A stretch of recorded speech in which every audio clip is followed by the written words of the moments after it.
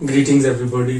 जी मैं Shujat Ali from Medicos Lectures by Shujat, और आज हम फार्माकोलॉजी का एक interesting topic from the name cholinergic receptor activating and cholinesterase inhibiting drugs discuss करने जा रहे हैं। तो सबसे पहले जब हम इसकी सब डिवीजन्स को डिस्कस करते हैं, कोलिनोमिमेटिक ड्रग्स यानी कोलिनर्जिक ड्रग्स, ये दो सब डिवीजन्स में डिवाइड होती हैं। एक होती है जी डायरेक्ट एक्टिंग, एक होती है जी इनडायरेक्ट एक्टिंग। अच्छा जी, अब ये डिस्कस कर लिया। सबसे पहले हम डायरेक्ट एक्टिंग को डिस्कस करते हैं। डायरेक्ट एक्टिंग ड्रग ऐसी ड्रग होती है जो एक्टिवेट कर देती है कोलिनोरिसेप्टर को, और उनका जो इफेक्ट जिस्म पे होता है ना, ये मिमिक कर देता है एसिटाइल कोलाइन को। तो ये हम कहते हैं कि डायरेक्ट एक्टिंग है। इसका नाम ही शो कर रहा है डायरेक्ट एक्टिंग। उसके बाद हमारे पास जी एक और ड्रग की टाइप है, एक और इसकी डिवीजन है, वह है जी इनडायरेक्ट एक्टिंग ड्रग। ये ऐसी ड्रग्स हमारे पास होती है, इनका नाम ही शो कर रहा है इनडायरेक्ट एक्टिंग। ये ऐसी ड्रग्स है जो एम्पलीफाई कर देती हैं एसिटाइल कोलाइन को। कैसे?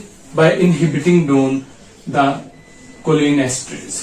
कोलिनेस्टरेज को इनहिबिट करके एसिटाइल कोलाइन के लेवल को ये एम्पलीफाई कर देती हैं, और इसको हम कहते हैं कि ये जी इनडायरेक्ट एक्टिंग है।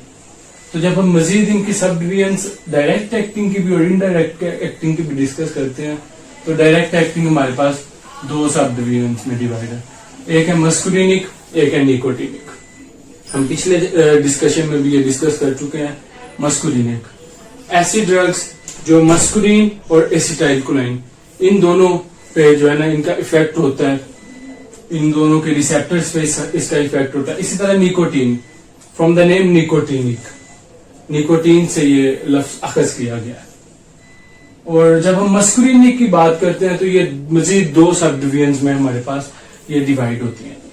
एक होती है हमारे पास कोलाइन एस्ट्रेज और दूसरी होती है एल्केलॉइड्स। जब कोलाइन एस्ट्रेज की बात करते हैं तो कुछ ड्रग्स हमारे पास from the name acetylcholine itself, methacholine, bethanechol, carbachol, कुछ ये ड्रग्स जो है ना ये हमारे पास अब पहले कोलिन एस्ट्रेज में ये आ जाती हैं।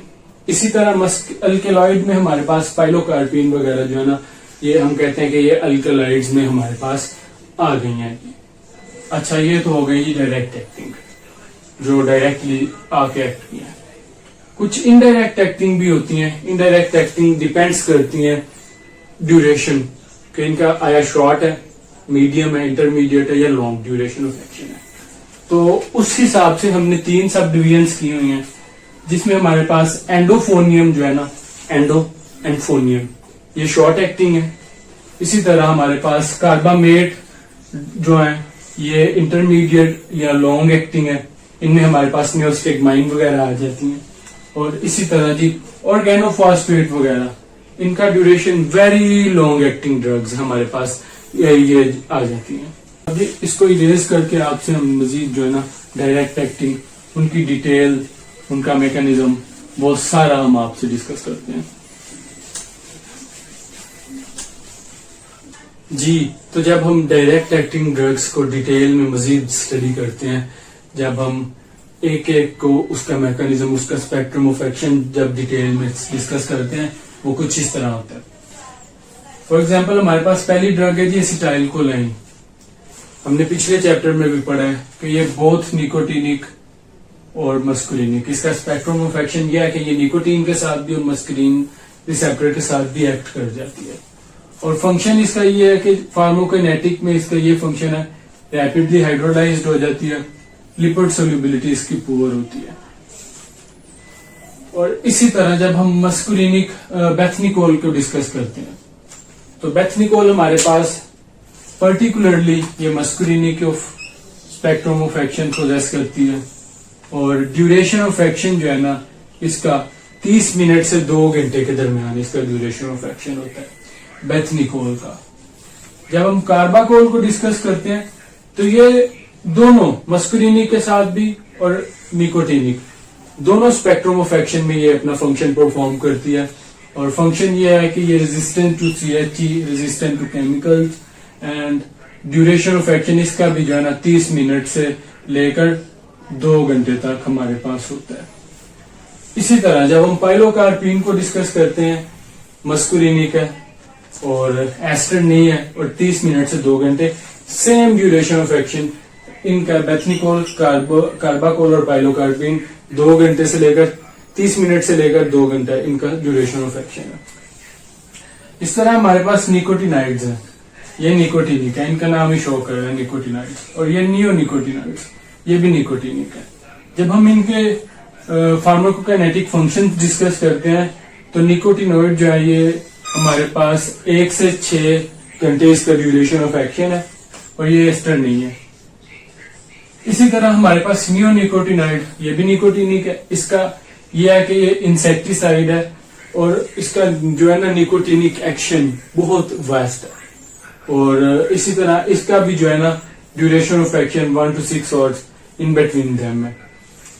Last but not the least हमारे पास जो ड्रग है ना डायरेक्ट एक्टिंग, वो है जी वर्निक्लाइन। अच्छा जी, वर्निक्लाइन हमारे पास ये निकोटिनिक है, पर्टिकुलरली मस्कुलिनिक नहीं, इसका स्पेक्ट्रम ऑफ एक्शन निकोटिनिक है और ये पार्शियल एगोनिस्ट है।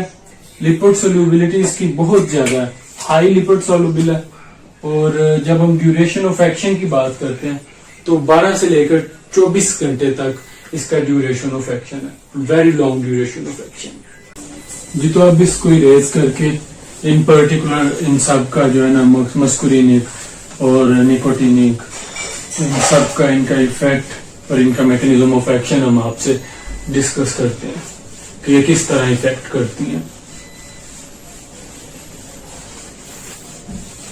जी। तो अब हम मैकेनिज्म डिस्कस करते हैं इन पर्टिकुलर। सबसे पहले हम मस्कुलिनिक जो ड्रग्स हैं उनका मैकेनिज्म डिस्कस करेंगे, फिर nicotinic and then clinical use और ऑर्गन पे इनका इफेक्ट वगैरह वगैरह हम डिस्कस करेंगे। तो सबसे पहले जी अब हम मस्कुलिनिक का जो है ना मैकेनिज्म डिस्कस कर लेते हैं। मैकेनिज्म में हमारे पास हमने रिकॉल करना है पिछले चैप्टर को। हमने मस्कुलिनिक में 3 रिसेप्टर्स पढ़े थे, M1, M2 and M3। M1 और M3 हमारे पास GQ इनकी कपलिंग प्रोटीन थी, जबकि M2 की हमारे पास GI कपलिंग प्रोटीन थी। तो जब हम इनके प्रेजेंस करते हैं तो ये हमारे पास nerve ending, heart, effector cell and smooth muscles में, इन रीजन्स में ये हमारे पास काम करते हैं। जब हम M1 को डिस्कस करते थे तो ये IP3 एंड डाइएसाइलग्लिसरॉल इसके लेवल को ये बढ़ा देता था, जबकि ये M2 ये हमारे पास जो है ना ये साइक्लिक एडिनोसिन मोनोफॉस्फेट और हमारे पास जो सोडियम चैनल्स थे, जो सोडियम थी, ये उसमें हमारे पास साइक्लिक एडिनोसिन मोनोफॉस्फेट के लेवल को डिक्रीज कम कर देता था। इस तरह भी हम निकोटिनिक को डिस्कस करते हैं। निकोटिनिक का मैकेनिज्म, निकोटिनिक में हमारे पास 2 रिसेप्टर्स हैं, NM एंड NN। इनमें हमारे पास जो मैकेनिज्म था ना ये GQ या GI नहीं था, इसमें सोडियम पोटेशियम आयन चैनल्स थे जो काम करते थे। तो अब जब हम इनको मैकेनिज्म को डिस्कस करते हैं तो सोडियम इनफ्लक्स होता है और एक्साइटेटरी जो पोस्ट सिनेप्टिक पोटेंशियल हमारे पास, जिसको EPSP कहते हैं हम, वो इतना लार्ज इनफ होता है कि वो जो एक्शन पोटेंशियल है उसको ये आगे परफॉर्म करवा देते हैं। और वैसे ये इनका रोल जो था ये बेसिकली इवोक करते थे एक्शन पोटेंशियल को। अच्छा जी, ये तो अब इनके हो गए मैकेनिज्म के ये कैसे काम करते थे। हमारे पास कुछ इनके क्लिनिकल यूजेस भी हैं। क्लिनिकल यूजेस में हमारे पास एक मेन ड्रग निकोटिनिक में जो कि वर्नालीन है, पार्शियल एगोनिस्ट है। जो पर्सन निकोटिनिक एडिक्ट होता है उसमें ये हेल्प करती है कि उसकी क्रेविंग को ना, उसको के वो जब कहता है कि मुझे निकोटिन चाहिए, जब हम उसको ये देते हैं तो ये उसकी क्रेविंग को रिड्यूस डाउन कर देती है, कम कर देती है। इसी तरह हमारे पास ये ग्लूकोमा में, सुजोर्गन सिंड्रोम में, और जब हमारे पास नॉर्मल एक्टिविटी नहीं होती, normal activity of cholinergic drug या आप कह लें कोलिनर्जिक मैकेनिज्म में नॉर्मल एक्टिविटी नहीं होती, तो हम तब इन ड्रग्स को लेते हैं जो निकोटिनिक एंड मस्कुलिनिक है। टॉक्सिसिटी भी इनकी है क्योंकि side effect and good and bad drugs में भी होता है, इसी तरह इनके रिएक्शन भी हो जाते हैं। तो जब हम टॉक्सिसिटी की बात करते हैं तो मस्कुलिनिक स्पैज्म करती हैं, ब्रोंकियो कंस्ट्रिक्शन कर देती हैं, सिक्रीशन कर देती हैं, और ट्रांजिएंट ब्रेडिकार्डिया कर देती हैं, जबकि निकोटिनिक हमारे पास ब्लॉक कर देती हैं न्यूरोमस्कुलर एंड प्लेट्स को। तो ये इनकी टॉक्सिसिटी थी। जैसा कि हमने कहा कि ये स्मूथ मसल्स और जीआईटी में भी अपना रोल परफॉर्म करती हैं, तो ऑर्गन का रोल भी हम अपने पिछले लेक्चर में डिस्कस कर चुके हैं। तो ये हमारा आज का लेक्चर था direct acting drugs, in particular उनके मैकेनिज्म और उनकी subdivision from cholinergic receptor activating and cholinergic inhibiting, direct और इनडायरेक्ट की सब डिवीजन। तो उम्मीद यह है कि आप लोगों को ये पसंद आया होगा और समझ आई होगी। So don't forget subscribe medicos Lectures by Shujaat. Thank you so much.